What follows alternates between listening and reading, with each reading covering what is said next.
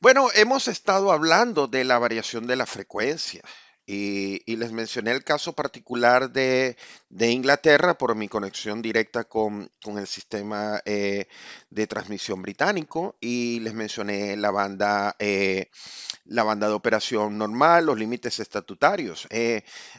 Como les he mencionado, la banda de 49.5 a 50.5 es el intervalo de frecuencia para el caso del Reino Unido.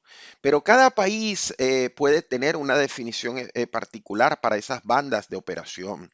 La operación normal de la frecuencia, en el caso del Reino Unido, estamos hablando de una variación de 500 milihertz por encima, 500 milihertz por debajo. Pero si nosotros nos vamos a otros sistemas a nivel mundial, esa banda puede ser muy, muy diferente. Si nos vamos al caso, por ejemplo, de Australia, ustedes se van a dar cuenta que en vez de ser 500 milihertz es 250 milihertz. Y si nos vamos al caso de China, en vez de ser 500 milihertz es solamente 200 milihertz. Eh, cada sistema tiene una banda de operación normal de la frecuencia. ¿De qué depende esa banda normal? Bueno, esos son análisis sobre la dinámica de la frecuencia, sobre la cantidad de inercia disponible dentro del sistema y entonces el operador del sistema decide cuánto debe ser esta banda, ¿ok? La banda de frecuencia normal de operación, mientras más amplia significa que tenemos más variabilidad de la frecuencia, lo cual puede indicar que la inercia cambie mucho dentro del sistema. Pero luego tenemos lo que se llama la banda crítica. La banda crítica se las mencioné para el caso del under frequency low shedding, donde comienza el under frequency low shedding, que en este caso yo mencioné 47 Hz en el caso de Gran Bretaña, y que el disparo de las unidades por sobrefrecuencia comienza a los 52 Hz, ¿ok? Sin embargo, cada país, nuevamente les indico, cada país tiene sus indicadores, su banda crítica de la frecuencia. En esta tabla que les menciono aparece el caso de Alemania, que es idéntico a Gran Bretaña, Francia, Bélgica. Austria es un poco más austera con la banda de emergencia. Si se dan cuenta, el under frequency low shedding comienza a activarse a 47.5. Sin embargo, hay países que son más exigentes. El sistema interconectado chino, aquí aparece una estadística que nos indica que 48 Hz es el punto donde comienza el disparo de la under frequency low shedding, ¿ok? Y para la sobrefrecuencia estamos hablando de unos 51.0 Hz. Eh, entonces, en conclusión aquí, lo que quiero es que entiendan que cada país tiene su código de red y ese código de red fundamentalmente es lo que define las especificaciones y los límites operativos de la red. Aquí les he colocado una referencia, este artículo que se encuentra aquí, el artículo Review of Voltage and Frequency Grid Code Specification for Electrical Energy Storage Application. Es un paper del año 2018 y tiene una revisión sobre los diferentes estándares. En este particular, como esta materia es dedicada a la frecuencia, esa tabla que está colocada ahí es indicativo de diferentes países y los límites de frecuencia. Si ustedes quieren conocer otros límites, como por ejemplo el caso del voltaje, por favor vayan y lean esa referencia. Es muy importante que ustedes lean las fuentes originales. Algunas veces se publican artículos y en cuestión de meses los códigos de red pueden cambiar de un país y perder validez esta tabla que está. Eh, bueno, pero yo les estaba mencionando estas bandas. ¿Y por qué existen estas bandas? Porque la frecuencia cambia, porque la frecuencia está variando. Y como la frecuencia está variando, entonces nosotros tenemos que considerar en qué momento hay que tomar acciones y en qué momentos no. Si la frecuencia está dentro de la banda de operación, es una operación normal, no hay que tomar ninguna operación de emergencia. Pero si llega y sobrepasa la banda crítica, sí hay que tomar acciones de emergencia. Entonces, comienza una pregunta bien interesante. Eh, ¿Cómo es la variabilidad de la frecuencia? ¿Es realmente la frecuencia constante? Bueno, yo hace uno en el video pasado les comentaba de que la frecuencia cambia. Y la frecuencia está cambiando segundo a segundo. De hecho, la frecuencia cambia en menos de un segundo. Dependiendo del dispositivo de medición que ustedes puedan tener, ustedes pueden efectuar una revisión de la frecuencia todavía, incluso con un mayor sampling. Eh, es importante que entiendan que la frecuencia está cambiando, pero la frecuencia está cambiando, pero al mismo tiempo puede ser monitoreada, ¿ok? Eh, en esa gráfica que ustedes tienen en esta slide, en esta transparencia, es un plot de la frecuencia que se realizó el 1 de enero del año 2018. Es un periodo de 24 horas con un muestreo cada segundo, ¿ok? No es de alta sampling frequency, pero ustedes pueden ver que la variabilidad de la frecuencia es bastante alta. Incluso en ese periodo ustedes pueden ver que la frecuencia está en una banda que está entre 48.7, perdón, 49.7, es el valor mínimo que se registra en ese periodo de 24 horas, y el valor máximo es 50.243. Entonces pueden darse cuenta que la frecuencia es variable, pero se mantiene dentro de los límites, ¿ok? Se mantiene dentro de los límites que están definidos. Ahora bien, cuando nosotros hablamos de la frecuencia, nosotros tenemos que tomar en cuenta que la frecuencia cambia por desbalances, desbalance de generación-demanda. Entonces hay que considerar varias cosas. Esos desbalances de generación-demanda pueden ser normal y entonces vamos a tener este plot, como está aquí, que la frecuencia se encuentra dentro de la banda normal de operación. Sin embargo, pueden haber eventos fortuitos, eventos catastróficos, eventos de cualquier naturaleza que hagan que la frecuencia salga de la banda. Y entonces ahí es donde tenemos un evento anormal. Esos eventos pueden ser de diferentes escalas de tiempo, pueden ser eventos instantáneos en escala de tiempo de segundos, minutos, pero incluso podríamos hablar hasta escalas más largas de tiempo. Yo en este curso no voy a estar trabajando con largas escalas de tiempo, porque fundamentalmente las largas escalas de tiempo, los imbalances a escalas largas de tiempo están relacionadas con fenómenos del mercado.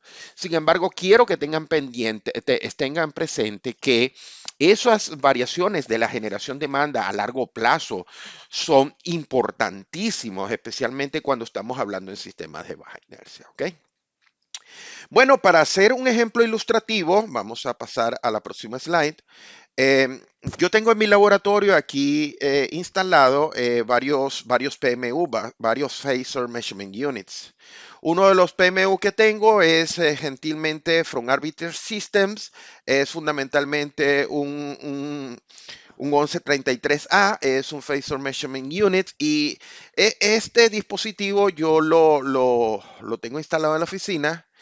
Y lo que hemos hecho es que lo estamos usando para colectar frecuencia, para colectar señales. En este momento está instalado aquí en Noruega, en el sistema escandinavo, ¿ok? Entonces, en este caso, lo que estoy haciendo es mostrándole un video utilizando la red Ethernet que tengo dentro del laboratorio. Estamos conectándonos al PMU. En este momento hemos logrado la conexión y lo que vamos a hacer es presentarles a ustedes la, la gráfica de la frecuencia. Si ustedes se dan cuenta, en este caso estoy utilizando el software de Arbiter, el denominado PSCSB, que es un software, es un ambiente para presentar las variables en el dominio del tiempo. Miren lo interesante, esas variaciones que están viendo ustedes ahí, es cómo la frecuencia se está midiendo en este caso. Voy a colocar, lo que hice en este momento fue aumentar la ventana para ver la frecuencia de una manera más detallada. Ustedes pueden ver cómo se está efectuando la variación. En este caso estamos utilizando un intervalo de 5 segundos, pero ahora cambié la escala de tiempo y quiero que vayan viendo cómo la frecuencia sube y baja. Aparentemente es algo dramático, pero si ustedes se dan cuenta, los límites son 50.025 arriba y 49.88 abajo. Es decir, que estamos dentro de la banda de regulación incluso para el sistema nórdico. Ahora estoy pidiendo que se presente una escala de 1 minuto y se puede observar cómo la frecuencia aumenta y disminuye, pero sobre esa variación de la frecuencia hay una frecuencia de oscilación más alta. Quiero que entienda que en el sistema nórdico hay una pequeña oscilación dentro del sistema eléctrico de potencia y esa pequeña oscilación es de alrededor de 0.3 Hz. Es una oscilación electromecánica natural del sistema y esa frecuencia se encuentra representada en lo que estamos viendo en este video, que es la representación de la frecuencia. Hay una cierta cantidad de sparks, hay una cierta cantidad de ruido de alta frecuencia. Tienen que entender algo muy importante. Este dispositivo, el Arbiter 1133A, se encuentra instalado en lo que es un sistema de distribución secundario en bajo voltaje. Entonces, el en consecuencia, hay una cierta cantidad de ruido asociada con las mediciones, ¿ok? Eh, Aquí les iba a presentar otra medición, pero realmente no vale la pena que gastamos tiempo en esto. Lo que les estoy presentando aquí es que la data que se capturó el 29 de julio del año 2020, es decir, este mismo año, temprano en este año, hace cuestión de unas semanas atrás, esa data que se capturó utilizando el PMU, el 1133A, que capturamos utilizando este software que ustedes les mencioné, el software de Arbiter, lo hemos importado dentro de un programa computacional. En este caso estamos utilizando MATLAB, ¿ok? Entonces ahí ustedes pueden ver el periodo de medición que estábamos presentando en este rectángulo que está aquí. Lo que hemos hecho es tomar una sección de la medición y ustedes pueden ver qué tan ruidoso es la señal de voltaje, perdón, la señal de frecuencia capturada a partir de el voltaje, ¿ok? Por supuesto, estas son mediciones de alta frecuencia. Le he dicho que estamos hablando de 50 muestras por segundo, ¿ok? Eh, ¿Qué tan ruidoso, qué tanto cambie la frecuencia, qué tanto varíe la frecuencia? Es un indicador sumamente importante. Para las personas que trabajamos en frecuencia y ustedes que son mis estudiantes, ustedes tienen que entender que hay algo que se llama la calidad de la frecuencia. Y hay varios indicadores que se utilizan para definir la calidad de la frecuencia. Uno de los indicadores bien interesantes para definir la calidad de la frecuencia a largo plazo es utilizar lo que se denomina un histograma. Un histograma es un gráfico que se utiliza para calcular el número de veces que un valor se repite. El histograma puede ser transformado matemáticamente en probabilidades y nos daría la probabilidad de que la frecuencia tenga un cierto y determinado valor.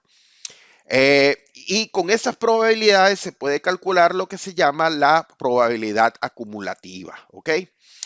¿Qué quiero que entiendan? Si el sistema de potencia, imagínense que tengamos un sistema de potencia ideal. Y ese sistema de potencia tiene una frecuencia constante a 50 Hz. Si nosotros por un año hiciéramos el histograma con una medición de un segundo, el histograma sería una recta vertical sobre el valor de 50 Hz. Y el número de veces que aparecería en el histograma 50 Hz sería el número de segundos contenidos durante un año. Pero eso es un sistema ideal. Si la frecuencia permanece en 50 Hz, sería una línea hacia arriba con ese número de frecuencia de ocurrencia. Pero en la realidad del sistema de potencia, la frecuencia cambia. Está un momento por encima, está un momento por debajo. Hemos dicho que está dentro de la banda de operación y el sistema está en calidad. Ahora bien, si nosotros hiciéramos el conteo del tiempo que está por encima y por debajo de la frecuencia, entonces podríamos crear una distribución de esa frecuencia.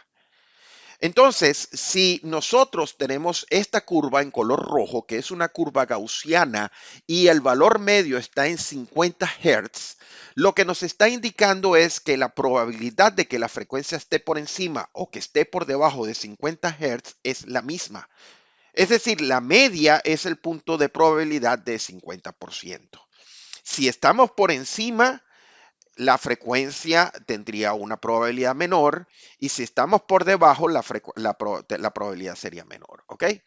Entonces, deben de entender que en un sistema ideal sería una recta En un sistema medianamente bueno debería ser una distribución como una campana de Gauss, ¿ok? Entonces, ahora lo que he hecho es, aquí les presento unas gráficas tomadas de un reporte de ENSOE, donde se hizo un análisis de la calidad de la frecuencia en diferentes países. En el caso de la República de Irlanda, Gran Bretaña y una isla que se encuentra en el Mediterráneo, Chipre o Cyprus. Eh, Fundamentalmente me voy a dedicar única y exclusivamente a las curvas de color azul que se encuentran en la parte superior. Las otras curvas y los otros colores no los voy a discutir porque no son materia de este curso. Pero quiero que entiendan lo siguiente. Si ustedes ven la curva de distribución de probabilidades de Cyprus, ustedes se van a dar cuenta que la media es fundamentalmente 50 Hz y la mitad de los datos están por encima y la mitad de los datos están por debajo.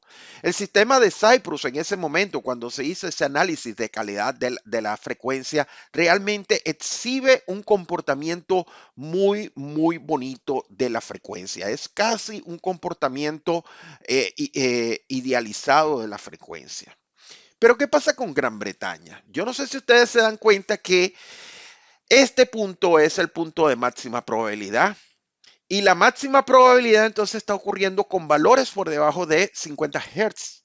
Es decir, que si nosotros viéramos la frecuencia, la probabilidad de que la frecuencia esté por debajo de 50 Hz es mayor a que la frecuencia esté en 50 Hz o mayor a 50 Hz. Eso quiere decir que el sistema de UK tiende a tener la frecuencia más tiempo por debajo de la frecuencia nominal.